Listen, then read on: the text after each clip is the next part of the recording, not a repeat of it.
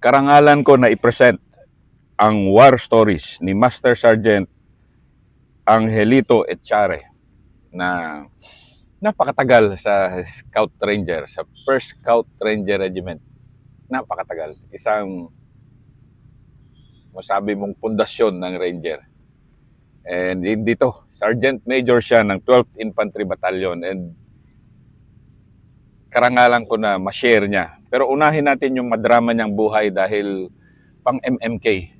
So SM, unang episode ay yung buhay and then siyam na bagbagan.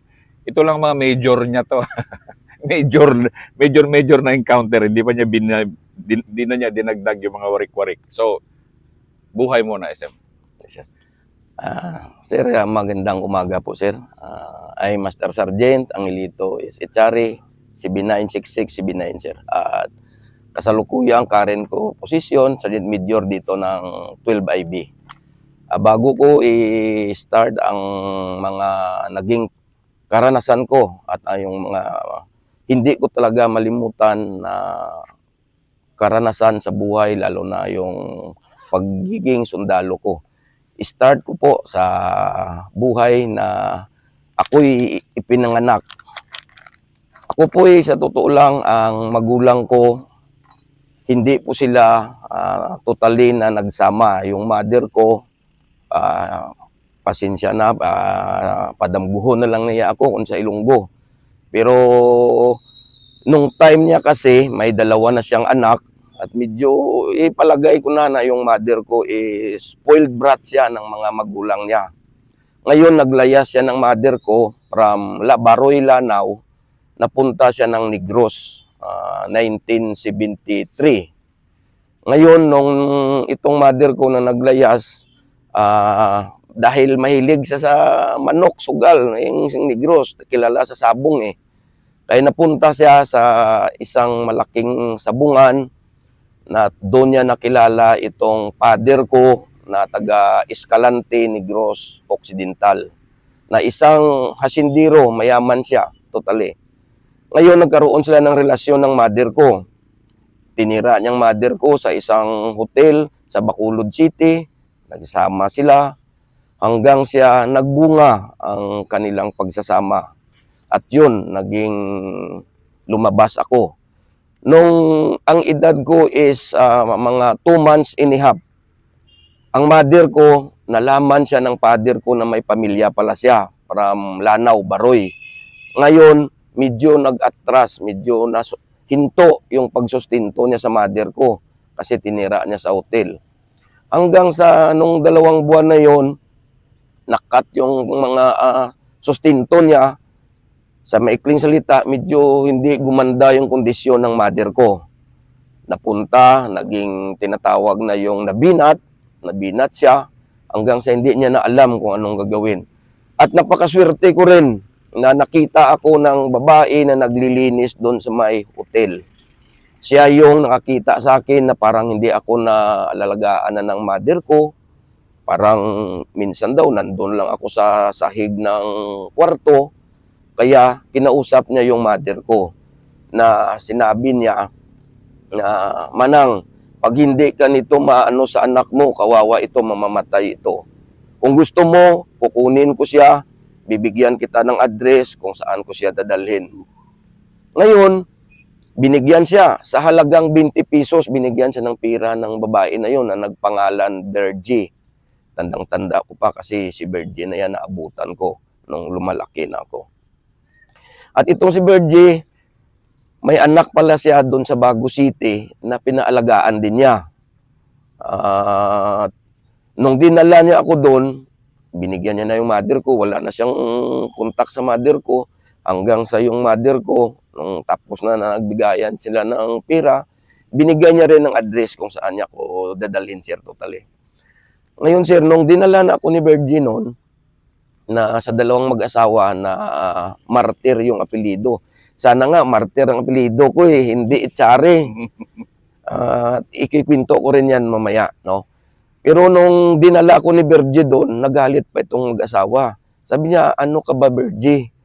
May anak ka na nga dito na inalagaan namin, dinalhan mo pa kami ng bata." Sinagot sila ni Virgin na kawawa daw ako. Pag hindi niya daw ako kukunin, hindi niya ako dadalhin, baka mamatay ang ako. Kaya walang nagawa yung dalawang matanda. Kinupkop nila ako. Sa nung katagalan na lumalaki na, nagiging 6 months, nagiging 8 months, ang naging nangyari sa akin, itong bata, anak ni Virgie, yun yung katabi palagi ng dalawang step-parent ko. At ito kasi kininto din ng mother ko na nagisnan ko na nanay talaga at yung father ko. Kininto nila ito sa akin. At nung gano'n na napangyari, itong si Virgie parang dumating sa punto na nagsilos na bakit daw parang hindi na inaalagaan yung anak niya, ako na daw yung palaging inaalagaan. Kasi nasa tabi lang ako, yung anak nila, yun yung palaging katabi ng mag-asawa. Hanggang sa dumating sa point na si Virgie, kinuha niya yung anak niya. At akong naging focus nilang dalawa ng mag-asawa. Nung lumalaki na ako, at nag-grade 1, nag-grade 2, nag-kinder pa nga ako pala, nag-kinder, grade 1, grade 2. Pagdating ng 8 taon ko na edad, dumating itong tunay ko na mother. Dumating siya dito sa Bago City, sa poblasyon. Laking city rin kasi ako, poblasyon. Nung mga bandang 8 taon ako, nasa mga 1981, 82, mga ganun yun siya na taon. Yan, dumating yung mother ko hanggang sa kinukumusta ako kasi may address siya eh. Kinukumusta ako, okay, hanggang sa, minsan tumatagal din sila sa bahay ng mga magulang ko na nagisnan. Hanggang sa nag-decide sila na parang gusto ako kukunin ng tunay ko na nanay. Pero, hindi pumayag din yung nagisnan kong magulang. Kasi, ang tatay ko parang may kaalaman din regarding sa itong si Nelson Martir na tubong Bago City talaga. Hindi nga siya nakapag-aral pero noon iba kasi yung mga matatanda. Grade 5, grade 6 lang katatalino nila.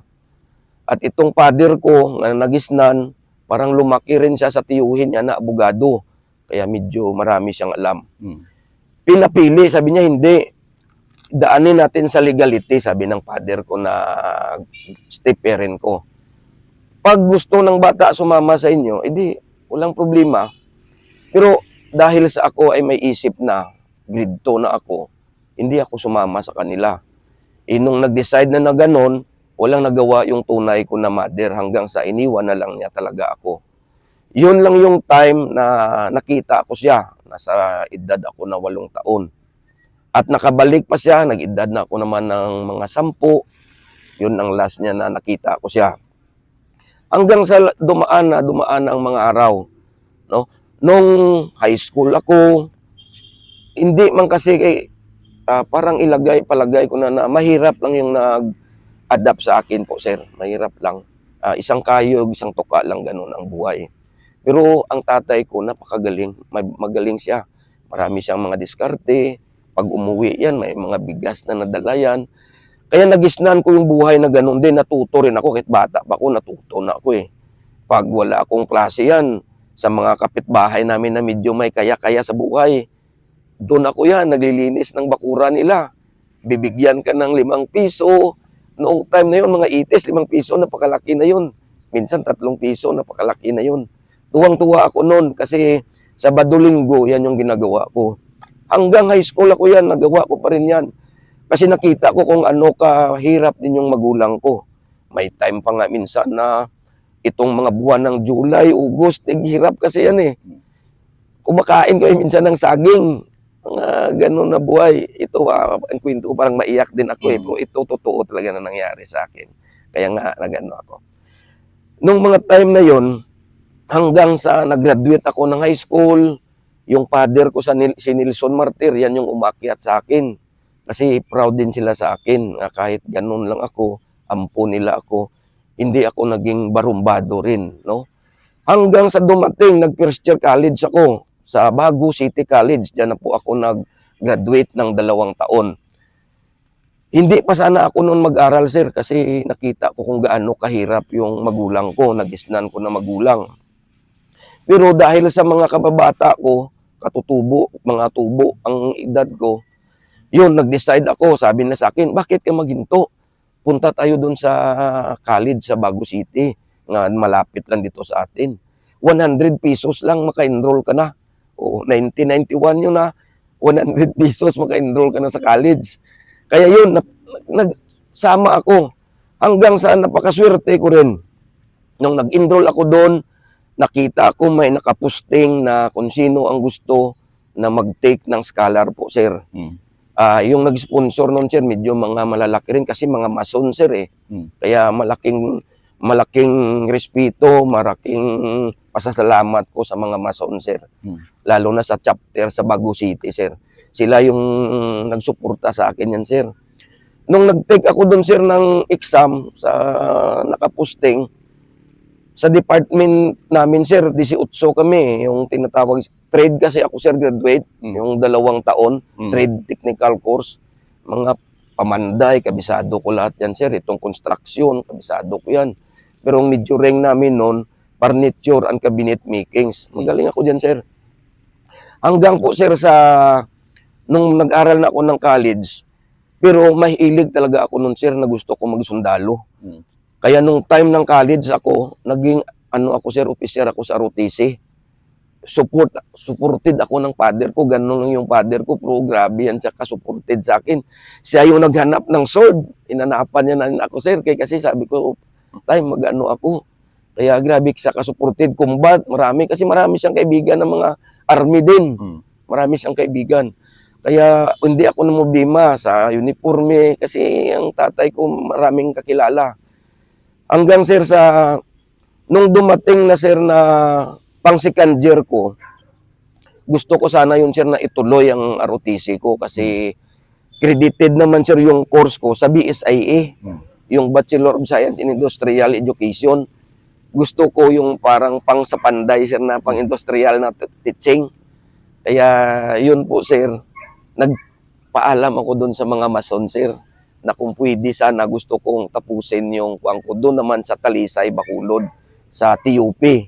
Kasi mura na siya doon at lahat ko na mga subject credited doon, sir, para maging 4 years course ako. Pero sa kasamaang palad din, sir, nung pagtapos ko ng 2 years, kasi trade technical course, 2 years lang yan, sir, eh. Pagkatapos ko nun, sir, nagtapos ako ng April. Ito naman ang medyo hindi maganda nangyari. Namatay din yun, sir, yung father ko. February 20, ang father ko namatay. Hindi ko rin makalimutan. Tapos ako, pang-graduate ko na yun sa 2 years na yun.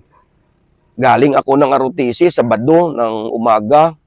Umuwi ako sa bahay. Parang pagod ako, mga bandang 12:00, pagod ako. Hindi ko pala alam yung father ko, napatay na. Nandoon na siya sa loob ng kwarto nila ng mother ko. Ako, diretso ako doon sa higaan ko. Tinawag na lang ako ng mother ko. Sabi niya, oh, bakit nandyan ka pa? Si tatay mo, patay na. Kaya grabing gulat ko nung makita ko yung father ko. Parang di ako makapaniwala. Hindi ko alam kung ano yung gagawin ko. Sa totoo lang, naiyak din talaga ako. Hindi ko mapigil, sir, ba? Yun, nung wala na talaga akong magawa. Sa hirap ng buhay namin, mabuti yung mga tiyuhin ko, medyo may mga kaya-kaya yan sila. Yun, nagtulong sa amin para lang na malibing at maganda rin yung kuwan ng father ko. Hanggang sa nung wala na talaga, nalibing ng father ko, grabe rin yung hirap namin ng mother ko. Pero dahil sa ako ay college na, pinagsasama ko pa rin yan ng pag-aaral at pagkahapon. Ito ang kuwan ko, sa tinatawag noon na double, daily double yan siya, illegal yan siya. Iyan yung sinasabi ngayon na waiting. Sa ngayon, nagbago naman STL, yung super luto na yan. Nung time ko, estudyante ako, double tawag yan sa amin. Magaling ako dyan. Pagdating ko yan sa hapon, nagpapataya ako ng double. Papataya ako niyan. Pero hindi ko yan kasi illegal yung ginagawa ko. Kisa magnakaw ako. Isa mang ako. Kaya yun ang ginagawa ko. Nakasustain sa akin yun. sa mother ko, nakatulong ako. Minsan, may napapanalo ako, yun, malaki yung mga nakikita ko, sir. Hanggang sa, yun, nung gano'n na, sir. Tapos, gusto ko rin talaga sana mag-aral nun, sir, natapusin ko. Pero nung time na mga 1994 naman na siya, tapos na yun, nag-graduate na ako, nakapagtrabaho pa ako, sir, sa syudad namin, sir, sa Bago City. Kasi graduate ako, sir, ng trade technical course, magaling ako sa pamanday. Napasok ako dun, sir, sa city mismo namin. Kami yung nagre-repair ng mga eskwelahan, kung saang barangay, kami yung pinapadala. Graduate ako sa Bago City College, product nila ako, madali, sir, ako nakapasok doon. Pero, nung that time na yun, sir, gusto sana ako ng tiyuhin ko na patuloy sa pag-aaral kasi ang anak niya isa lang. Itong kapatid ng tatay ko namatay na rin siya, sir. Mahal na mahal din ako nun, sir. Si Vicente Martir yon, sir. May anak din yon, sir, na civil engineer. Naging professor din siya. May pamilya na rin. Kaklose ko rin siya. Hanggang sa sinabi ko sa tiyuhin ko, sabi ko, tiyo, siguro hindi na lang ako mag-aral.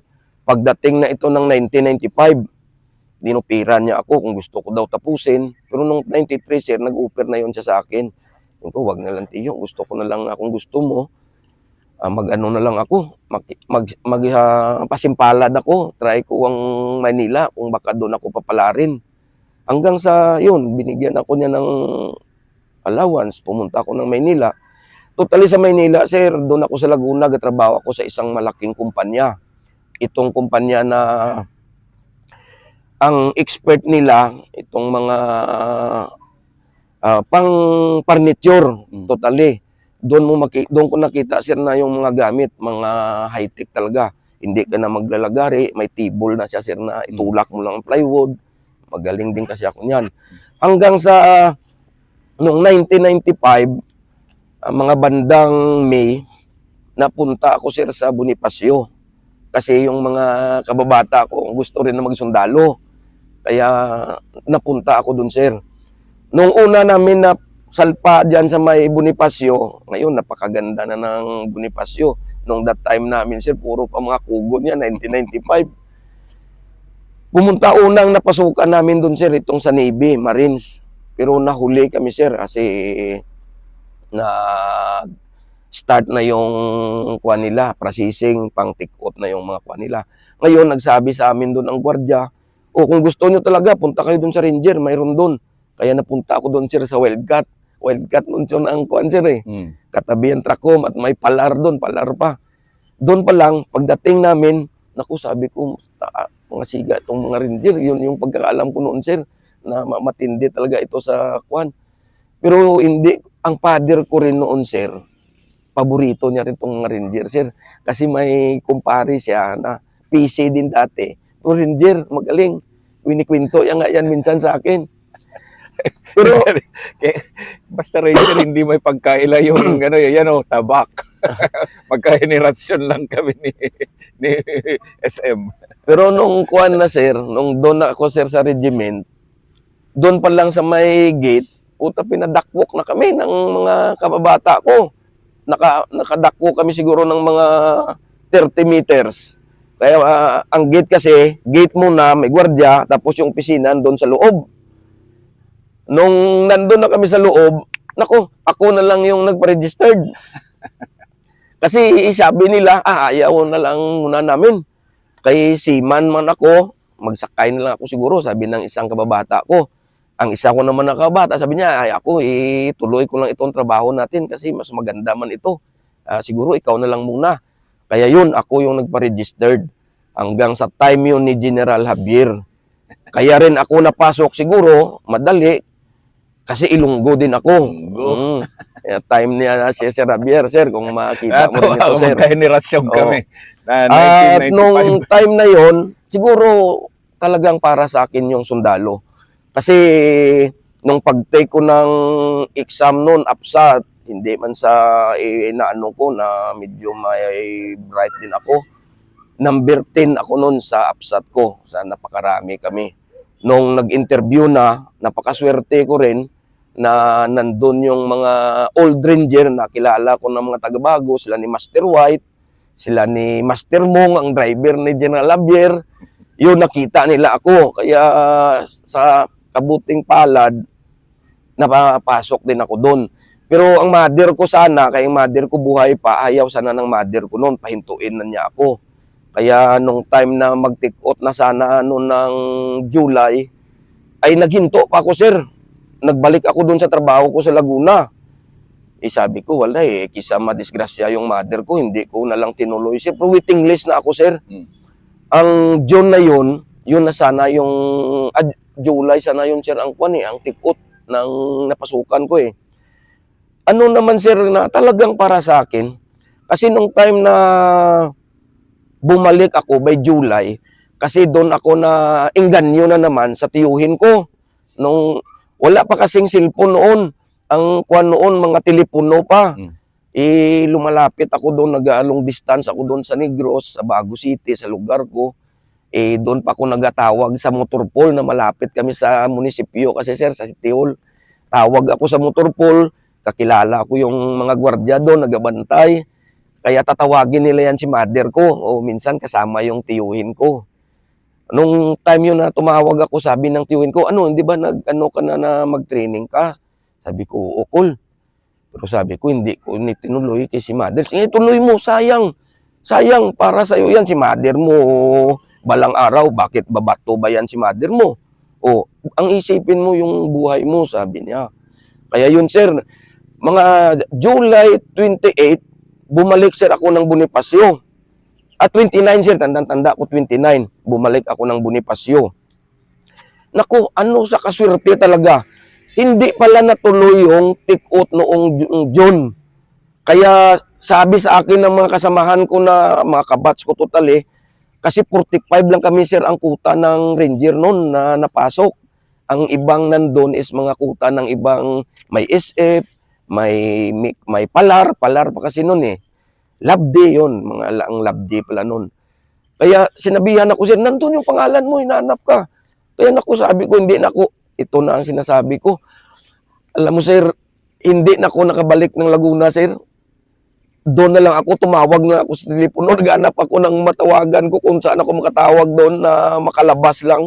Tapos tumawag ako sa mga kababata ko na nagatrabaho doon. Sabi ko, baka pwede nyo ako dalhan ng kahit 2 t-shirt lang, 2 brief. Sure, ganun lang, sir, ang kuwan ko. Kasi sabi ko, kinalbo na ako, sir Ginkalbo na kami doon. Para talaga sa akin, sir, itong buhay sundalo, sir. Kaya, sir, nung time na yon kinalbo na kami. Doon na kami lahat, sir, sa Army Gym. Napakarami kami nun, sir. May mga, doon kasi lahat ang take-out nun, sir Ang 3rd Division, ang CS nila na papunta sa SF, sir. Doon din ang training sa SF. Kami sa Ranger, sir, kasi kuta ako ng Ranger talaga. Ang kasama naman namin doon, 2nd Division. 20 rin na 2nd Division. Konti lang kuta noon, sir. 45 lang din yung sa Ranger talaga, sir. Kaya nung nag-take out na, sir, nag-start na kami, yun, naging sundalo na ako. Sa training kami by August 1, nag-take out, nanumpa. Diretso training yan na itong tinatawag, sir, na CS, cross-train with stroke. Dumating dun, sir, sa punto din na stroke na ako. Nagdating sa punto, sir, na grabing hirap, sir. Alam mo naman, sir, ang mga ranger noon, sir, ay talagang Scout Ranger Orientation Course. Stroke pa lang yan. Grabe ang maranasan mo. Nagdumating na ako sa punto na parang hinto ako Pero ang sa isip ko naman, sabi ko, kung hinto ako nito, grabing kansaw, abutin ko sa mga kababata ko, sa mga kaibigan ko talaga. Kaya tiniis ko talaga, sir. Nag-graduate kami nun, sir, February. Ang ITI ko, 01 February. Pero alis na talaga kami ng regiment mga 13 March. 1990. 95, sir. 95. Nung 95 kami totally, sir. Pagka 1996, yun, sir, nag-graduate na kami, sir. Pinadala na kami ng kumpanya. Napunta ako, 18 kami, napunta kami ng 12 SRC. 18 kami na magkakabats. Ito yung first episode ni Sergeant Major. Ito muna kasi inspired ako sa kwento mo. Ipopost ko agad to bukas. Fast forward muna tayo bago yung gera-gera. Kasi Yes, sir. pag Yes, 12 sir. SRC, Men Yes, sir. in Black, bagbagan na to. Yes, Pero nagkita pa kayo ng totoong mother? Hindi na talaga, sir. Hindi na. Oo, sir. Yung last ko, sir, yung 10 years old ako, sir, 10 taon, yun yung last ko na nakita sa sir. Noong high school ako, sir, nagpapadala pa ng sulat sa akin yun. Ayun, kahit nung first year college ako, sir, nagpadala pa siya ng sulat na gusto niya akong pumunta doon, sir, sa Tanggob, sir, Misamis Occidental. sir, Tanggob. Doon siya, sa Mikanaway, ang residence niya. Nung last niya, kasi nakapag-asawang mother ko, sir, ng parang retired din na sundalo. Maganda kasing mother ko, kaya siguro marami siyang naging Magandang lalaki. karanasan. Yung totoong mong father, na-meet mo? Yung totoong father ko, sir, never ko, sir, na-meet po, sir.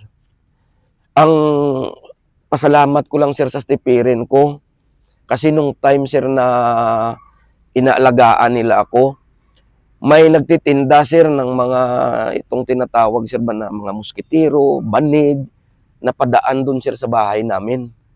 Na kwentuhan sila ng father ko.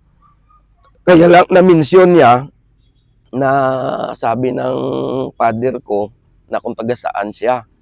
Sabi niya, taga Escalante, sir. Pero nung time na yun, sir, wala na rin yung father ko. Namatay na rin, sir. Na rin. Pero nung nag-edad ako, sir, nakalimutan ko pala kanina, sir, nag-edad ako ng mga 1 year, pinicturean ako yan, sir, ng father ko. Totoong father, totoong father. Yes, sir, itong father ko na nagpalaki sa akin, sir. Pinicturean niya ako yan, sir, na mga 1 year pa lang. Tapos, nagkataon, sir, na mayroong nakatakas na bilanggo doon sa Bago City, sa jail. Na ang father ko kasi, sir, chief ng auxiliary police ba? Nung mga time na yon na 1974. Medyo mano siya, sir, dami siyang pangilala din, may impluwensya siya. Kahit ganon-ganon lang yung father ko, ay mahirap ang buhay. Pero marami siyang kaibigan, sir, dahil sa mga diskarte niya. Naging ninong ko din nga, sir, yung judge, pati yung ninong ko na investigador na pulis, ang Carmona. May ninong din ako, sir, na judge, na si Judge Demosthenes Magallanes. Naging ninong ko yan, sir. Nung may tumakas, sir, na priso, sinama yan, sir, ang father ko, punta ng Escalante. Kasi yung plano pala niya, sir, hanapin niya yan si Marcelo Echare. Yan yung father ko, sir, ang tunay. Tunay. Yes, sir. Marcelo Echare. Yes, sir. Yan yung... So talagang yung Echare mo, tunay na father mo, and dinala mo na talaga. Yes, sir. Kasi yung purpose ng step father ko, sir, na kahit daw anak ako sa labas, basta i-appreciate at tanggapin ako ng father ko, baka daw balang araw, mabigyan din ako ng mga kung ano-anong mayroon siya. Yun yung instinct ng father ko, sir. Kaya nung napunta sila doon, sir, hinanap talaga niya, sir. Hanggang sa nakita talaga ng father ko, sir. Nung nagkita sila, sir, that time nung nagkita, ito, sir, kwento talaga ng father ko sa akin yan, Nung nagkita sila ng father ko, sir, napunta siya doon sa parang inuman ng father ko, yung parang may sarili siyang bar, sir, ba? Yung ganon, sa Escalante. Kasama niya ang ninong ko rin, sir, na pulis. Kaya nung napunta sila doon, sir, hinanap niya itong father ko. Dumating daw, sir, yung father ko, nasa mga bandang hapon na, mga alas 4 yata daw sila nag-meet. Ngayon, nung nag-usap daw sila, sir, ang tunay ko na tatay na si Marcelo Echare, kasama niya yung abogado, sir. Yung abogado niya. Ngayon, sabi niya, sir, sabi ng abogado, sir, sa father ko daw na tunay, sabi niya, primo, pag hindi mo to akuin na anak mo, gabaan kagid sa Ginoo, sang Diyos daw. Kasi yung bata, kay tsura mo, ginpakita daw, sir, ang picture ko ba ng father ko na step-parent ko, pinakita niya. Kaya nung nakita niya, sir, sinabihan daw siya ng primo yan na abogado, na pre, pag hindi mo ito akuin, ako, baka gabaan ka ba kung sa Ilonggo, sir. Ngayon, sir, sinabihan niya yung father ko, sige lang, pagdating ng araw na maglaki yan, tutulungan ko yan sa pag-aaral, parang ganun yung sit-up niya, sir. O di, nag-okay naman, sir, yung father ko. Tapos sabi niya, sa ngayon kasi hindi ko makuha kasi yung panganay niya, sir, na anak pala, ikakasal. Kaya busy din siya. Yun lang yun, sir, ang time na nakapunta yung father ko. Kaya nung bininyagan ako, sir, doon niya talaga pinadala ang apelido ng father ko, na Echare. Oh, hindi martir. Martir. Oo, sir. Nung namatay na ang father ko, sir, ang kwento naman sa akin mga tiyuhin ko, bakit daw Echare na dapat martir daw talaga ang, kasi mahal sir ako ng mga tiyahin ko, sir, eh. Bakit daw hindi martir? In-explain ko sa kanila, sir, bakit. Pero nung time, sir, na na-assign na kami, sir, na-assign ako sa Bohol, dumadaan ako ng Escalante, tatawid ng Cebu, papuntang, sir, nakapunta ako, sir, sa Escalante na yan, na-meet ko talaga yung mga kapatid ko. Kung nandito pa sila, sir, na makita nila ako. Nung napunta ako doon, sir, kasi gusto ko makilala din, sir, ng mga kadugo ko, sir, eh. Ang approach ko doon, sir, nung tinuro sa akin kung parang may hasinda, Echare na tinatawag, sir, eh. Yung mga tubuhan din nila, sir, medyo makuan, sir. Nung dinala ako doon, sir, napunta ako doon, dinala ako ng tricycle driver. Hinahanap ko, sundalo na ako, eh. Napunta ako sa kanila. Nakausap ko yan si ang kapatid ko na babae. Kasi nagturo din noon sa akin, sir, sundalo rin, na ang kapatid ko sa ama parang nakapag-asawa din ng sundalo, sir. Oh. Yung sundalo na yon, parang may kapatid din siya sa 3 o 3rd Brigade. Nung doon kami sa Murcia, kaya na-meet ko yun. Tinuruan ako, sir. Kaya nung nakausap ko sila, sir, pinaano ko rin talagang side ko, sir. Sabi ko sa kanila, welcome ako, sir, eh. Sa kainan, kahaba, kaganda ng misa, sir. Medyo may kaya talaga sila, sir. Ang unang buka ko, sir, ng ko, sabi ko, nandito ako, hindi sa baka isipin nyo, nag-after ako ng mga kung anong area. Sabi ko, no, hindi ako ganun. Sundalo ako, kaya ko nang buhayin yung pamilya ko. Ang gusto ko lang, makilala ko kayo ng mga kadugo ko. Yun, sir, na welcome ako sa kanila. Hanggang, sir, nasabihan ako, sunod, balik ka dito, O isang bisis lang ako, sir, napunta doon, sir, eh. Tapos wala na, sir. Ang mother mo, Yung mother ko naman, sir, na nagpalaki sa'yo, namatay din si mother ko, sir, 1997. Nasa Cotabato kami, sir. bagbagan ka sa Oo, sir. Hindi rin sana ako makauwi noon, sir. Si Sir Naparite yung CEO namin, sir. Sir, shout out, idol, sir, icon, sisap ngayon. Yan, sir. Nandito ko sa hometown mo. Ay, di. Cool na cool kasi si General Naparete. Kaya love nating lahat yan. Yes, sir. So, nung time bigyan mo nga ng tribute yung mother mo na nagpalaki sa'yo at nagbayad ng 20 pesos para... Yung si Virgin naman, sir, na alam ko, sir, patay na rin yun, eh. Matagal na, eh. Sa mga pamilya niya, sir, kung grabing pasalamat ko doon, sir, na kahit ganon lang siya, grabe rin yung kuwan niya, na tinulungan niya ako, sir. Kasi siguro, kung hindi niya ako ginanon, sir, baka namatay ako. Kasi yung mother ko, nabughat na, sir, eh. Nabinat. 2 buwan, sobra pa lang 2 buwan edad ko. Nandun daw ako minsan makita niya sa sahig. Naawa siya, sir. Buti yung mother ko, pumayag din sa niya. At siguro naisip din ng mother ko na sa hirap na nadaranas siya ngayon, kailangan niya talaga, sir, na ibigay ako, sir. Kaya nung time, sir, na yung mother ko namatay din, may 2 akong kapatid, sir, eh. Ang isa kong kuya, akong bunso, sir, sa amin. Ang kuya ko, sir, namatay din siya. Pero nung mga 2014, hinanap nila ako, sir. Pinuntahan niya ako sa Bago City. Yun pala, sir, patay na rin yung mother ko nun. Kaya gusto pala ng mother ko sana na makita niya sana ako bago siya nalagutan ng hininga. Hindi ko na, sir, matandaan kung anong taon niya talaga ako hinanap, sir, eh. Pero nung hinanap niya ako, sir, sa Bago City, nung namatay kasi sir, yung mother ko, yung ancestral home namin doon sir sa Bago City, poblasyon, nawala na sir eh. Mm.